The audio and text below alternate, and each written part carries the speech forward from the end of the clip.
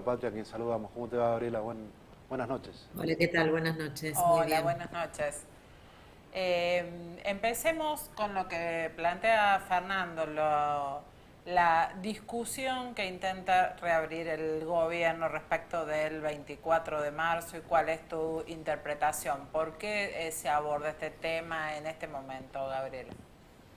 Bueno, por varias cuestiones. Primero, entiendo que el gobierno está intentando desesperadamente instalar una discusión distinta a la que debería estar en la centralidad de la agenda, que es que un presidente estafador que cometió una estafa multimillonaria en dólares y que tiene causas abiertas a nivel internacional por esta estafa. Creo que ellos están intentando desesperadamente tapar esto, que están intentando desesperadamente tapar también la vinculación de su hermana con un montón de hechos de corrupción que están vinculados a cobrar por reuniones con él, a cobrar por negocios que se hacen desde el Estado. Y creo que ellos intentan todo el tiempo, porque es una metodología que tienen, generar escándalos más grandes que le permitan tapar otros. Bueno, hace un tiempo que vienen intentando tapar este escándalo con otros escándalos más grandes. Por ejemplo, la terrible represión que llevaron adelante contra jubilados y contra todos aquellos que fueron a respaldar a los jubilados y que se expresaron pacíficamente y de manera democrática. Bueno, ellos llevaron adelante una represión terrible para que se hable de eso y se deje de hablar el tema de la mega estafa y que se deje de hablar también de el bochorno que generaron en la Cámara de Diputados cuando fue a abrir las sesiones ordinarias y que dejen de ser, Karina Milei, la centralidad de la agenda con un tema tan delicado como la corrupción. Y luego también creo que tiene que ver con las convicciones que ellos tienen, ¿no? Ellos permanentemente llevan adelante la idea, la intentan instalar en redes sociales y el propio presidente lo dice continuamente, de que hay que exterminar al que piensa distinto. Ellos no están en contra del ideario que llevó adelante la dictadura militar, eliminando a todos aquellos sectores que eran oposición a la dictadura, a todos aquellos militantes que tenían una idea de transformación, de justicia social y demás. El presidente mismo plantea que la justicia social es una aberración, permanentemente dice que va a ir a buscar a los zurdos de mierda y un montón de barbaridades más. No me parece para nada descabellado que esté trayendo esta discusión en este momento, tratarla de instalarla nuevamente, porque tiene que ver con lo que ellos también intentan hacer. Digo, el grado de violencia de las fuerzas de seguridad en la calle para reprimir la protesta social tiene mucho que ver con lo que sucedió en los años de la dictadura militar. Intentan imponer la misma metodología, pero en un contexto democrático. Gabriela, el otro día cuando pasó lo de la represión justamente, se planteó al interior de la Cámara esta pelea que se da entre dos libertarios que derivó en el levantamiento de la sesión en la que ustedes habían planteado tratar nuevamente el tema de la criptoestafa o el CryptoGate. ¿Cómo vivís este fenómeno de congreso talk shows tipo Mauro Viale todo el tiempo? Programa de Una Mauro Viale de vergüenza. los 90. Una vergüenza. Primero, el bajísimo nivel de muchos representantes en la Cámara de Diputados es alarmante, es preocupante, el desconocimiento de la historia, el desconocimiento de los proyectos, que inclusive quienes tienen responsabilidad en los bloques y que tienen que defender en la Cámara en representación del oficialismo, ni siquiera estudian los proyectos, van allí, que inclusive en el cierre, por ejemplo, del debate de la discusión de la ley bases, el que era jefe de bloque en ese momento dijo, no voy a hablar porque, como dicen, que el discurso se lo lleve la oposición y la ley y el oficialismo. Digo, ese nivel de argumentación tienen pobrísimo, muy bajo el nivel y creo que lo que sucedió el otro día también tenía que ver con intentar generar un escándalo para que no se pueda avanzar en una discusión que era muy importante, que no era solamente, no era en ese momento lo del caso Libra, sino que tenía que ver con con un A proyecto de superpoder. ley que estaba vinculado a quitarle la delegación de Claro. facultades al presidente justamente por lo que estaba sucediendo afuera, por la manera en la que él utiliza esa delegación de facultades y por la estafa que llevó adelante al respecto de Libra, porque eso le quita todo tipo de confiabilidad al presidente.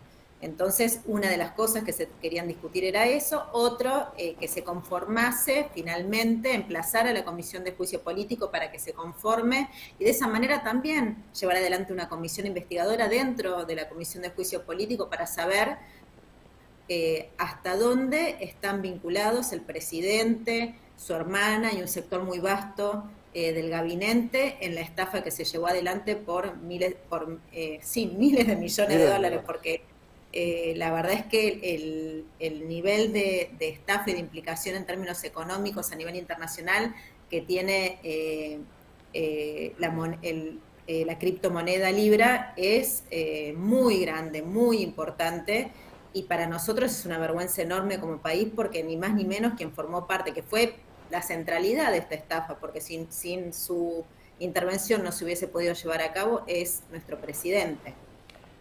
Gabriela, vemos una fuerza política que teniendo muy pocos votos en el Congreso logra imponer la agenda que persigue, logra imponer los proyectos, ahora ha tenido un verdadero cheque en blanco en la negociación con el fondo.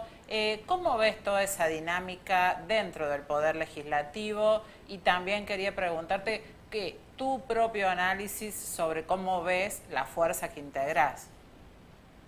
Mira, la verdad que lo veo con mucha preocupación. El enorme nivel de irresponsabilidad de quienes tenemos, nada más y nada menos que representar al pueblo argentino, que hayan votado para consolidar el decreto de necesidad de urgencia del presidente, que era solamente un renglón donde decía que lo habilitaba para endeudarse con el Fondo Monetario Internacional, donde se desconoce absolutamente todo, las tasas, el monto, los plazos, las condicionalidades que vamos a tener como país, porque sabemos que el Fondo Monetario Internacional lo primero que hace es imponerte condicionalidades en términos de política económica, digo, algo que resta profundamente la soberanía económica del país, la posibilidad de construir un proyecto que permita, bueno, empezar a pensar en el desarrollo nacional. Bueno, todo eso no importa, no le importó a la gran mayoría de los diputados, evidentemente, porque lo votaron, y deja al país en una situación de tremenda vulnerabilidad que a todos nosotros, por lo menos a quienes de verdad asumimos la responsabilidad de representar,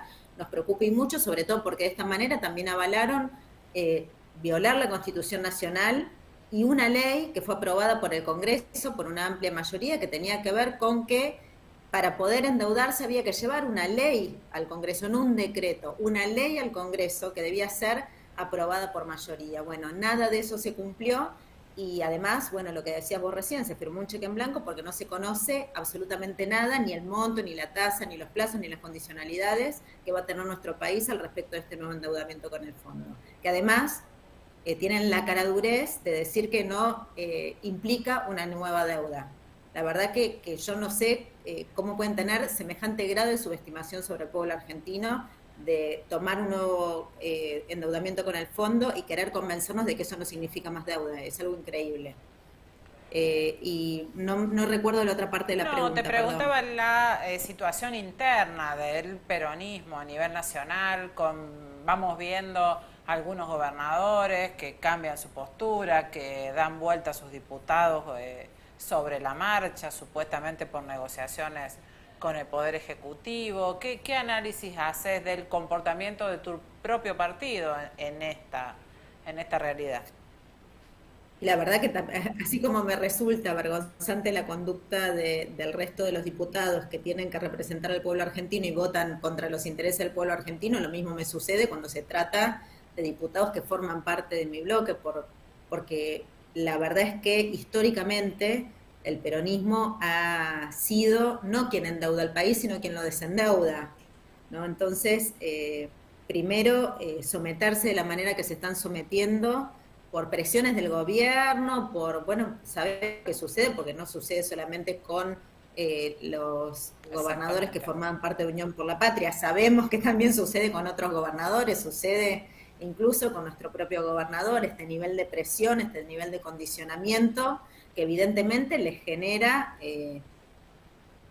preocupación, miedo y condiciona las decisiones al respecto de qué hacer en las cámaras, al respecto de las votaciones que promueve el gobierno a través de los proyectos que lleva adelante. A mí eso me parece tremendo porque esto en principio es un condicionante muy profundo hacia la democracia. En segundo lugar, me parece que es pensar en el árbol y no en el bosque, digo, porque votar este tipo de cosas que condicionan de la manera que condicionan el futuro del país es pegarse la cabeza con el árbol y no ver lo que va a suceder en el futuro, digo, en qué condiciones nos va a dejar, qué nivel de condicionamientos vamos a tener, qué imposibilidad para poder poner al país de pie, generar trabajo de calidad, desarrollo, crecimiento, inclusión social, vamos a tener cuando tenemos al Fondo Monetario Internacional con la espada de Damocles permanentemente sobre nuestro país. Digo, esto me parece de verdad muy preocupante para la política en general, porque son de los más diversos extractos políticos quienes están respaldando estas decisiones que saben que terminan mal, porque la historia de nuestro país nos dice que esto termina siempre mal. Entonces no lo puedo creer. Te agradecemos mucho, Gabriela. Gracias. Bueno, va a ser un año largo, seguramente con una campaña en el medio. Vamos a volver a hablar en el transcurso del año. Bueno, a disposición. Muchísimas gracias siempre por dar la oportunidad de expresar nuestra palabra, nuestra mirada. Buenas noches. Buenas noches. Bien, ¿qué nos quedó?